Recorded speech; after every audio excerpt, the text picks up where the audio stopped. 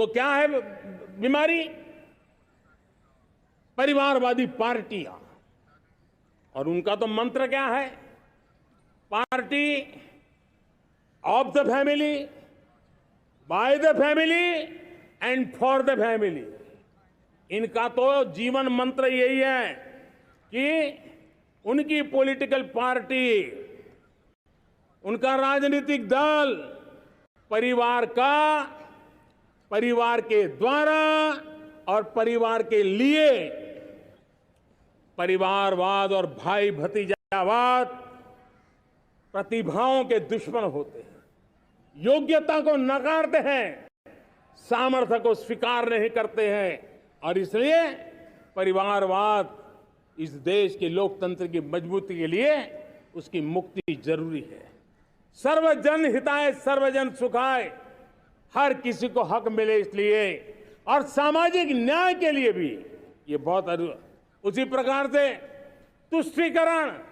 तुष्टीकरण ने सामाजिक न्याय का सबसे बड़ा नुकसान किया। अगर सामाजिक न्याय को तबाह किसने किया है तो ये तुष्टीकरण की सोच, तुष्टीकरण की राजनीति, तुष्टीकरण का सरकारी योजनाओं का तरीका, इसने सामाजिक न्याय को मौत के घाट उतार दिया है। और इसलिए हमें तुष्टीकरण, भ्रष्टाचार, ये विकास का सबसे बड़ा दुश्मन है।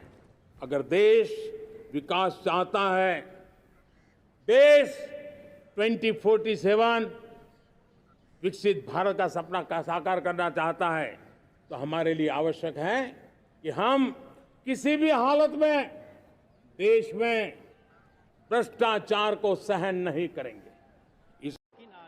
आपने कहा कि अभी भी जो है गरीबी है, लोगों को जो सही मायने में देखिए आज़ादी तो मिली, हम लोग 77वां इंडिपेंडेंस डे हम लोग मना रहे हैं, खुशी है इस बात की। लेकिन आज के दिन उन लोगों को भी याद करते हैं जिन लोगों ने आज़ादी के लिए कुर्बानी दी, और ख़ास तौर पे भारतीय सेना, चाहे इंडियन आर्मी हो या इंडियन नेवी हो, इंडियन एयरफोर्स हो, कई ऐसे हमारे जो मिलिट्री फोर्सेस हैं, सेंट्रल फोर्सेस हैं, जिन्होंने हम लोगों के लिए 77 साल से लगातार कुर्बानियाँ देते रहे। देश के नाम जो है उन्होंने अपने आप को निछावर कर दिया, बलिदान दिया, और उन्होंने जो शहादत दी, आज के दिन उनको भी याद करते हैं। लेकिन आज हमने प्रधानमंत्री जी की भी भाषण को सुना, वो वही राजनीति आज के दिन भी उन्होंने लाने का काम किया अपने वक्तव्य में, अपने भाषण में, जो कि शोभा नहीं देता। देश के लोगों को ज़्यादातर उम्मीद थी कि प्रधानमंत्री जी स्टार्टअप इंडिया के बारे में बोले, मेक इन इंडिया के बारे में बोले, जो किसानों का आय दुगुना करना था उसके बारे में बोले, हर साल 2 करोड़ लोगों को रोज़गार देने की बात थी उसके बारे में बोले, 15 लाख का क्या हुआ। और हमने सुना कि भ्रष्टाचार के खिलाफ वो लड़ेंगे।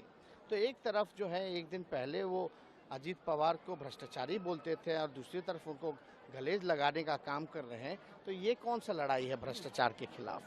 तो वही है, तो सब लोग, देश की जनता देख रही है। लेकिन आज के दिन कम से कम राजनीति प्रधानमंत्री जी को नहीं करनी चाहिए। आज जिस तरीके से उन्होंने कहा कि हम 2024 में भी हम ही आएंगे, जो शिलान्यास हम कर रहे हैं, उद्घाटन भी, तो कहीं ना कहीं ये तो देखिए घमंड है ना, ये तो घमंड है।